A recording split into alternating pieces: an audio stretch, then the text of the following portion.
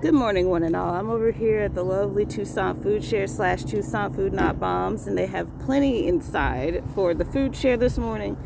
I did want to point out that the community refrigerators are empty, however.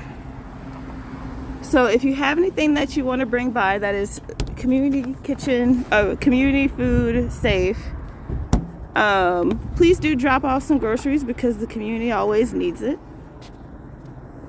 Thank you so much. I hope you have a great day and a great weekend.